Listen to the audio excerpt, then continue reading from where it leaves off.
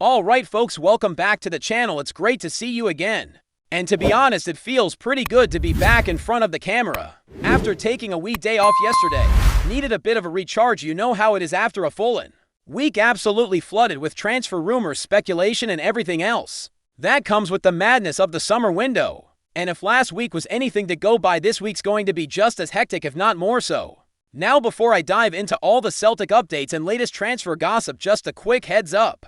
I'm off on holiday tomorrow, jetting off to sunny Santa Ponca. But don't you worry, I'll still be popping up with updates here and there when I can steal a bit of time away from the sunbed.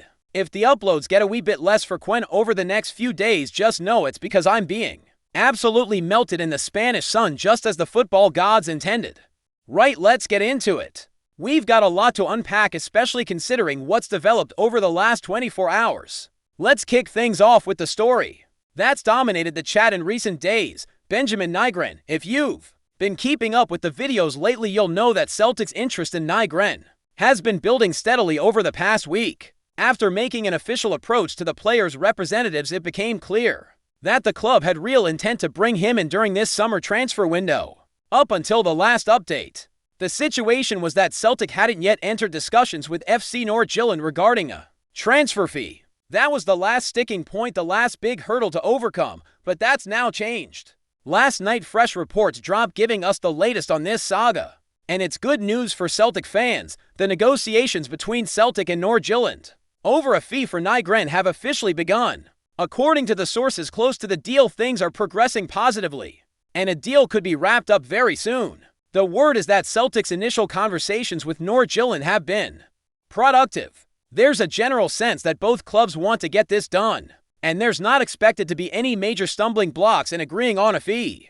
The figure being talked about is close to £2 million, which, given today's market and considering the player's age and potential, looks like an absolute bargain. Just to give you a bit of context, Nygren is 23 years old, and with just 6 months left on his current contract, the Danish club is obviously in a position where cashing in now makes a lot of sense. Losing him for free in January isn't something they'll want to risk. So what happens next? Well, it looks like the formalities will be the next steps. Medicals, personal terms, that sort of thing. If things move quickly, we could potentially see Nygren in a Celtic shirt by the end of this week. That's if all goes well with the logistics, like getting him over to Glasgow, arranging the medical, getting all the paperwork sorted. But realistically, if not by the end of the week, early next week seems like a safe bet. Maybe Monday or Tuesday. Honestly, getting a deal like this done so early in the window is exactly the kind of proactive business we've all been crying out for from the club. And considering that the transfer window has officially opened this week, this is the perfect way to kick things off. Now, for anyone who missed it, we spent a good bit of time last week talking about what Nygren brings to the table. I won't bore you by repeating everything again, but if you want a deep dive into his stats, his playing style, and what he could offer to Brendan Rodgers' squad, just flick back to the recent videos on the channel. In short though, I'm buzzing about this one. Bringing him in for under $2 million is just smart business. Fair play to the recruitment team for identifying the opportunity and moving quickly on it. But listen, the work doesn't stop there. If anyone thought that signing Nygren was going to be the extent of Celtic's business this summer, think again. This is just the start. We've got a long summer ahead and a lot of positions that need strengthening. In fact, speaking of new signings, there was another surprise development last night that's got everyone talking. Reports emerged suggesting that Celtic are working on a deal to sign a defender from the J-League, and it's not a name anyone saw coming. The player in question is Hayato Inamura, a 23-year-old currently playing for Albirex Niigata. From what's being reported, he's primarily a left-sided center back, but has the versatility to provide cover at left back too if needed. This bit of news seemed to catch just about every Celtic fan off guard. Whenever we get links like this, especially coming from the Japanese market, there's always a mix of excitement and skepticism, given Celtic's recent history of scouting successfully in Japan, with the likes of Kyogo Furuhashi, Ryo Haddon, and Daisen Maeda all becoming key players. There's naturally a bit of optimism whenever a new name pops up, but at the same time, fans are cautious, and with good reason. Not every signing from the J-League has been a hit. For every Kyogo, there's been a Yuki Kobayashi. For every Maeda, there's been a Yosuke Deguchi, so it's understandable that this latest link has been met with a bit of a raised eyebrow. Looking at Inamura's profile, there are reasons to be curious, but also reasons to question whether he's the caliber of defender we really need right now. Standing at 5'11", he's not the tallest center back, which already has some fans wondering how he'd cope physically in the Scottish Premiership. More concerning, though, is the fact that Albirex Niigata are currently fighting relegation in the J-League. Inamura only signed with them last July after coming through university football, meaning he's still in the very early stages of his professional career. That's not necessarily a bad thing, but it does highlight the fact that we'd be bringing in a player with very limited experience at the top level. Statistically, the picture doesn't get much clearer. When you look at his defensive numbers, tackles per game, aerial duels, 1 interceptions, there's nothing that really jumps off the page. In fact, some of the standout stats relate more to his passing and touches in his own half, rather than the kind of defensive dominance you'd ideally want from a center half. Now, I want to be fair here. Just because he's playing for a struggling team doesn't automatically mean he's a poor player. Defending in a side that's under constant pressure can be tough for anyone, and it's not unusual for decent defenders to emerge from relegation-threatened teams. But I do think it's fair to say that this move feels more like a project signing rather than an immediate first-team solution. If Celtic do push ahead with this, I'd expect Inamura to arrive as a squad option, someone who can provide cover, develop over time, and maybe surprise us all. I don't see this as the answer to our center-back problems, though. Let's be honest, we're crying out for a top-quality, battle-hardened central defender to partner Cameron Carter-Vickers next season. This feels more like a depth move, maybe with an eye on the future, or perhaps even someone who can offer versatility between center-back and left-back positions. Given his height and style, left-back cover could actually be where he gets more minutes. As always when it comes to links like this, especially when reported by someone as reliable as the journalist who broke the story, there's probably some truth to it. It's not just noise. But at the same time, I'd urge a bit of calm and perspective. This isn't the big marquee defensive signing. This is more likely a developmental piece. So let's not panic. Let's not write the boy off before he's even signed. And let's definitely not assume that this will be the only defensive addition this summer. There's still a lot of work to be done in this window, and I fully expect the club to continue targeting more experienced and established defenders in the weeks ahead. Speaking of defenders, there's also been a bit of movement, or rather a twist, on the Greg Taylor situation. Over the weekend, reports started circulating that his expected transfer to PAOK isn't quite done yet, just when it seemed like everything was heading towards a straightforward conclusion. Copenhagen have apparently thrown their hat in the ring. That's right, the biggest club in Denmark are now being linked with a late move for Taylor.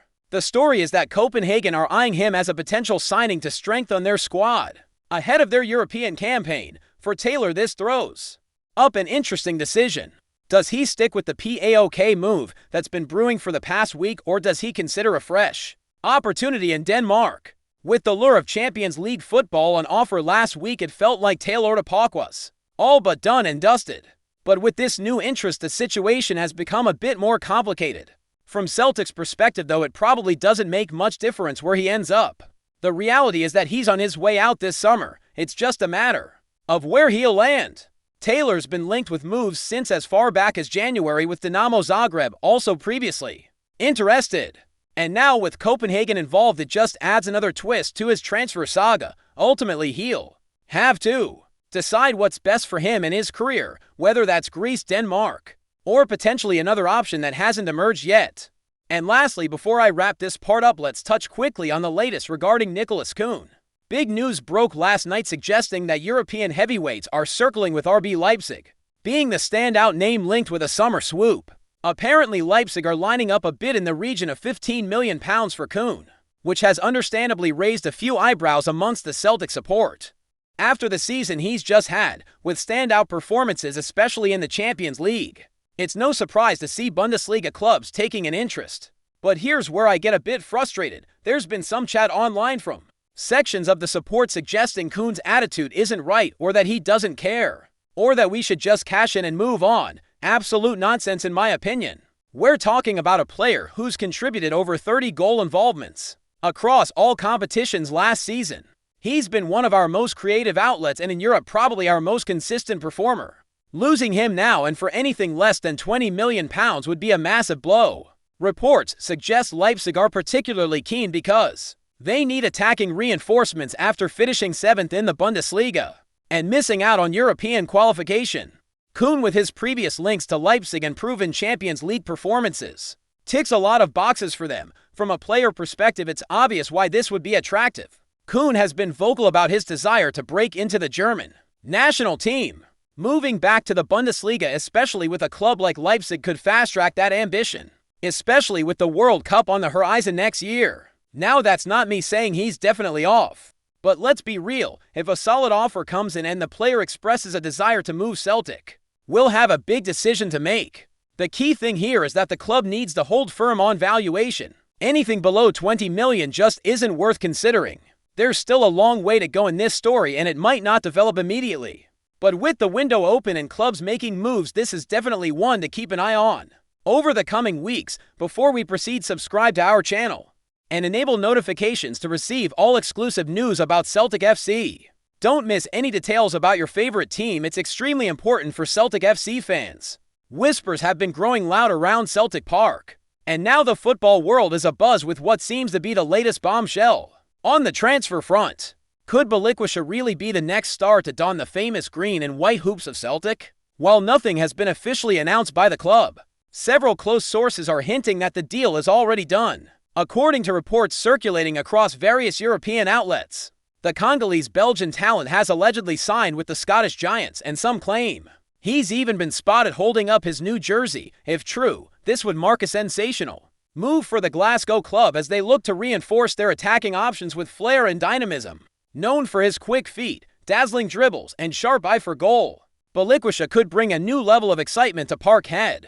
Fans have been calling for a new showman, someone capable of lifting crowds off their seats, and many believe BALIKWISHA fits the bill perfectly. The forward, who has been turning heads in the Belgian Pro League, has long been linked with a move abroad. Celtic, ever keen on unearthing young gems with high upside, appear to have moved swiftly to secure his services before other clubs could act. The timing, just ahead of preseason, also suggests that manager Brendan Rodgers wants the player integrated early as part of his tactical setup for the upcoming campaign. While some fans remain skeptical, after all, there's yet to be a formal presentation or press release. The rumors are gaining traction by the hour. Social media is already flooded with speculation, mock-ups of BALIKWISHA in a Celtic kit, and excitement from supporters eager to welcome what they hope will be the next big thing. In Scottish football, could this be the start of a new chapter for both BALIKWISHA and Celtic? If the reports are to be believed, the Parkhead faithful might just be on the verge of witnessing a new star rise. For now, all eyes remain on the club for that official nod. Until then, the buzz only continues to grow. Hello, fan, don't forget to like and subscribe to the channel, as it means a lot to Celtic FC. Also, share your opinion about the news in the comments below. See you in the next video.